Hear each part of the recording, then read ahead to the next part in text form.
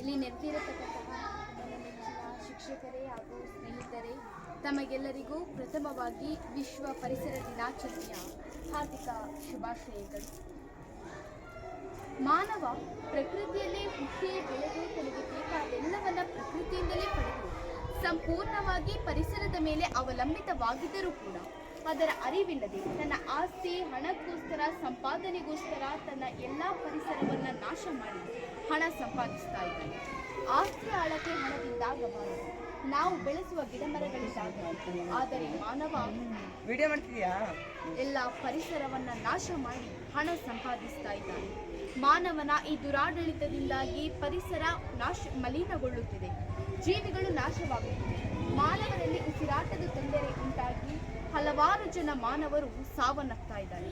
ಮನುಷ್ಯನ ಈ ದುರಾಡಳಿತದಿಂದಾಗಿ ಪ್ರಕೃತಿಯಲ್ಲಿ ಅನೇಕ ಜೀವ ಸಂಕುಲವು ನಾಶಕ್ಕೆ ಸಿದ್ಧವಿದೆ. ಹಾಗೆಯೇ ಪರಿಸರ ದಿನಾಚರಣೆಯ ಈ ಸುಸಂದರ್ಭದಲ್ಲಿ ಪರಿಸರ ಪ್ರೇಮಿಯಾದಂತಹ ಸಾಲುಮರದ ತಿಮ್ಮಕ್ಕನವರ ಬಗ್ಗೆ ಹೇಳಬೇಕಾಗಿದೆ. ಸಾಲುಮರದ ತಿಮ್ಮಕ್ಕನವರು ಕರ್ನಾಟಕದಲ್ಲಿ ಜನಿಸಿ ನೆಲೆಸಿರುವ ಒಬ್ಬ ಭಾರತೀಯ ಪರಿಸರವಾದಿ.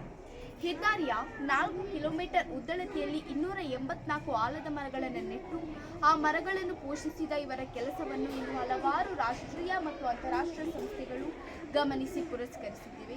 ಇವರಿಗೆ ದೊರೆತಂತಹ ಪ್ರಶಸ್ತಿಗಳು: ರಾಷ್ಟ್ರೀಯ ಪೌರ ಪ್ರಶಸ್ತಿ 1995, ಇಂದಿರಾ ಪ್ರಿಯದರ್ಶಿನಿ ವೃಕ್ಷ ಮಿತ್ರ ಪ್ರಶಸ್ತಿ 1997, ವೀರಚಕ್ರ ಪ್ರಶಸ್ತಿ 1997, ಮಹಿಳಾ ಮತ್ತು ಶಿಶು ಕಲ್ಯಾಣ ಇಲಾಖೆ ಇವರಿಂದ ಮಾನ್ಯತೆಯ ಪ್ರಮಾಣ ಪತ್ರ, ಭಾರತೀಯ ವಿಶ್ವವಿಜ್ಞಾನ ಮತ್ತು ತಂತ್ರಜ್ಞಾನ ಸಂಸ್ಥೆ ಇವರಿಂದ ಶ್ಲಾಘನೀಯ ಪ್ರಮಾಣ ಪತ್ರ, ಕರ್ನಾಟಕ ಕಲ್ಪವಲ್ಲಿ ಪ್ರಶಸ್ತಿ 2000, ವಾರ್ಡ್ ಪಿ ಫಿಲಿಪ್ಸ್ ತೀರಥ ಪ್ರಶಸ್ತಿ 2006, ಬಾಬಾ ಸಾಹೇಬ್ ಅಂಬೇಡ್ಕರ್ ಪ್ರಶಸ್ತಿ, ಮಾಗಡಿ ವ್ಯಕ್ತಿ ಪ್ರಶಸ್ತಿ, ವನಮಾತಾ ಪ್ರಶಸ್ತಿ, ರಾಜ್ಯೋತ್ಸವ ಪ್ರಶಸ್ತಿ, ಎಚ್ ಹೊನ್ನಯ್ಯ ಸಮಾಜ ಸೇವಾ ಪ್ರಶಸ್ತಿ, 2010 ಸಾಲಿನ ಪ್ರತಿಷ್ಠಿತ ನಾಡೋಜ ಪ್ರಶಸ್ತಿ, ಆರ್ಟ್ ಆಫ್ ಲಿವಿಂಗ್ ಸಂಸ್ಥೆಯಿಂದ ವಿಶಾಲಾಕ್ಷ ಪ್ರಶಸ್ತಿ, 2020ರಲ್ಲಿ ಕರ್ನಾಟಕ ಕೇಂದ್ರೀಯ ವಿಶ್ವವಿದ್ಯಾಲಯದಿಂದ ಗೌರವ ಡಾಕ್ಟರೇಟ್, 2019ರಲ್ಲಿ ರಾಷ್ಟ್ರಪತಿ ಭವನದಲ್ಲಿ ರಾಷ್ಟ್ರಪತಿ ರಾಮನಾಥ್ ಕೋವಿಂದ್ ಅವರು ಸಾಲುಮರದ ತಿಮ್ಮಕ್ಕನವರಿಗೆ ಪದ್ಮಶ್ರೀ ಪ್ರಶಸ್ತಿಯನ್ನು ನೀಡಿ ಗೌರವಿಸಿದ್ದಾರೆ.